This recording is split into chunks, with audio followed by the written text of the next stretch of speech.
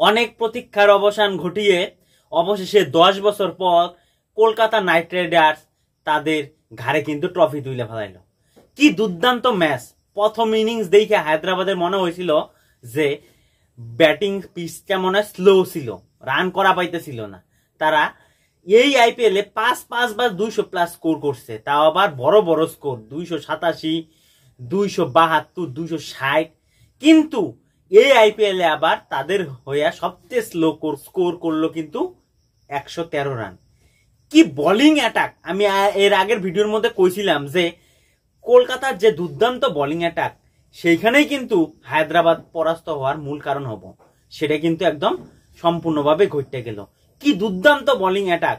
সেই আবারও final match, semifinal ম্যাচের যে বড় ঘোড়া মিচেল স্টার্ক, সে আবারও বারংবার কিন্তু প্রমাণ করে দিল যে সে হলো বড় ম্যাচের ঘোড়া।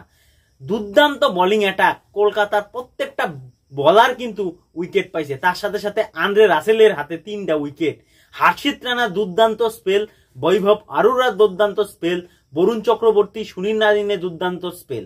কি কমু, টোটাল যে আজকার ফাইনাল ম্যাচটা যে তাদের ঘরে নিল, সম্পূর্ণ ক্রেডিট কিন্তু বলারের। আর পরবর্তী ইনিংসে কিন্তু কলকাতার যে ব্যাটিং, সেই ব্যাটিং দেখে আরো মুগ্ধ হয়ে গেলাম। যেই জায়গায় হায়দ্রাবাদের বড় বড় batter Travis head, Abhishek Sharma, Nitish Kumar Reddy, তাদের মতো বড় বড় হেনরিক ক্লাসেন দাঁড়াবার পাইতেছে না, সেই জায়গায় যেইভাবে একটা দুর্দান্ত 91 রানের পার্টনারশিপ করলো ভেঙ্কটেশ আইয়ার আর গুরবাস, একদম অনবদ্য খেলা দেখায় দিছে। আর ভেঙ্কটেশ আইয়ার হইছে বড় ম্যাচের ঘোড়া। এখনো পর্যন্ত সে প্লে অফে কিন্তু 4টা ম্যাচ খেলছে, আর 4টা ম্যাচের মধ্যে প্রত্যেকটা ম্যাচে সে অর্ধশত রান কিন্তু কইরে নিছে। আজকের ম্যাচেও কিন্তু দুর্দান্ত একটা অর্ধশত রান তিনি কিন্তু লাগাই দিল। আর আরেকটা জিনিস বাকি আছে, দাঁড়াও একজনকে ফোন করে নেই। হ্যালো, হ্যাঁ রোহিত শর্মা, হ্যাঁ এই কনফারেন্স কলে নাও তো ইসেরে, সেক্রেটারি রে, জয় সারে। হ্যাঁ হ্যাঁ হ্যাঁ দিয়ে দিছি। ফাইনালে যে ধম্ব ছিল প্যাট কামিন্সের, সেই ধম্বদারে কিন্তু ভাইঙ্গা চুরমার করে দিছি। অর্ধেক ধম্ব কিন্তু আজকে ভাইঙ্গা দিছি, অর্ধেক ধম্ব কিন্তু ওয়ার্ল্ড কাপে কিন্তু তুঙ্গরে ভাঙুন লাগবো। আমি কিন্তু আমার তরফ থেকে গৌতম গম্ভীর কইতেছে, আমি কিন্তু দিয়ে দিছি, কোনো সমস্যা নাই। প্যাট কামিন্সের যে ধম্ব ছিল সেটা কিন্তু আমরা ভাইঙ্গা চুরমার করে দিছি, এখন অর্ধেক ধম্ব কিন্তু তোমরা মারবা। মানে আর কি কমু, দুর্দান্ত যে একটা খেলার যে প্রদর্শন দেখাইলো কেকেআর। 10 বছর পরে কিন্তু তারা আবার ট্রফি হাতে নিল, তৃতীয়বারের মতো। কি দুর্দান্ত ম্যাচ। আইপিএল এর শুরুর দিকে কেউ কোনোদিন ভাবে নাই যে কলকাতা আজকে ট্রফি নিবে।